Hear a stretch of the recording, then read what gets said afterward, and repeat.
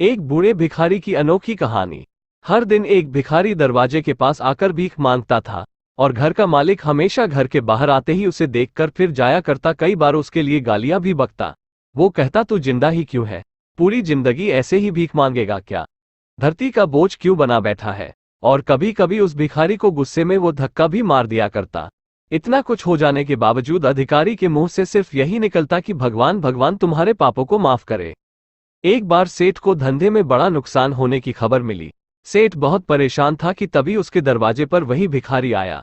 गुस्से में अपना आपा खोते हुए सेठ ने उस भिखारी को पत्थर दे मारा। पत्थर लगने के कारण भिखारी का सर फूट गया और उसके सर से खून बहने लगा। फिर भी दर्द से कराहते हुए भिखारी ने इतना ही कहा, भगवान तुम्हारे पापा को माफ करे। भिखारी वहां से चला गया। सेठ सोच में पड़ गए, भिखारी को पत्थर मारा फिर भी उसने सिर्फ प्रार्थना की।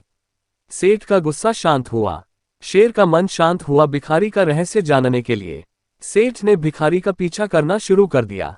भिखारी जहां जहां जाता सेठ उसके पीछे जाता। सेठ ने देखा कि कोई उसको खाना देता, कोई उसको मारता, कोई अपमानित करता तो कोई गाली देता। लोग भिखारी के साथ चाहे जैसा व्यवहार करते, लेकिन भिखारी सबके लिए एक ही प्रार्थना करता, भगवान तुम्हारे पाप माफ करें। अब रात होने को आई थी। भिखारी अपने घर जाने के लिए लौटा। वो अपने घर पहुंच गया, लेकिन सेठ अब भी उसका पीछा कर ही रहा था। एक पुरानी टूटी हुई खटिया पर एक बूढ़ी औरत लेटी हुई थी, काफी कमजोर और बीमार लग रही थी। वह भिखारी की पत्नी थी। अपने पति को वापस आता देख वह खाट से उठ खड़ी हुई। पत्नी ने अपने पति के भीख वाले कटोरे में देखा, उसमें सिर्फ आधी बासी रोटी थी। उसे देखकर वह बोली, आज बस इतना ही मिला। और हाँ, आपके सिर से खून निकल रहा है, ये चोट कैसे लगी? बूढ़ा भिखारी बोला, आज बस इतना ही मिला, किसी ने कुछ दिया ही नहीं। सब ने गालियां दी और एक नए पत्थर भी फेंकना, इसलिए मेरा सर फट गया।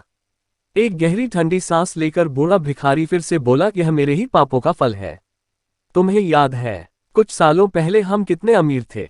क्या कुछ नहीं था हमारे पास? हमारे पास हर चीज जरूरत से ज्यादा थी, लेकिन हमने कभी दान नहीं किया। और उससे भी बुरा हमने उस अंधे भिखारी के साथ किया जो हमारे द्वार पर भीख मांगने आया करता था। बूढ़ी पत्नी की आंखों में आंसू आ गए। वह बोली, हाँ, हम उस बेचारे अंधे के साथ बहुत बुरा करते थे।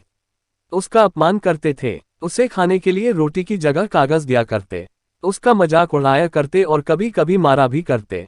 मैंने कभी उसको रास्ता नहीं दिखाए। एक बार मैंने उसके मुंह पर मिट्टी भी फेंकी थी और वह हमेशा दुखी होकर यही कहता कि भगवान तुम्हें तुम्हारे किए की सजा देगा, भगवान तुम्हारे पापों की सजा जरूर देगा। उसका श्राप सच हुआ और हम इस दुख भरी जिंदगी में आ गए। भिखारी बोला, हाँ, उसका श्राप सच हुआ, इसलिए मैं किसी को बददुआ नहीं देता। चाहे कोई मेरे साथ कैसा भी बर्ताव करे, मैं हमेशा उसके लिए प्रार्थना करता हूँ। मैं नहीं चाहता कि कोई भी हमारे जैसे जिंदगी का अनुभव करे, किसी को भी हमारे जैसे दुखों का सामना करना पड़े। वो नहीं जानते कि वह कितना बड़ा पाप कर रहे हैं, इसलिए अनजाने में हुए पाप की ऐसी सजा किसी को भी मिले मैं नहीं चाहता। सेठ वहीं पर छुपकर यह सारी बातें सुन रहा था। अब उसे सब कुछ समझ में आ गया था। भिखारी और उसकी पत्नी ने वह आधी रोटी मिल बांटकर खाए और भगवान को धन्यवाद बोलकर सो गए।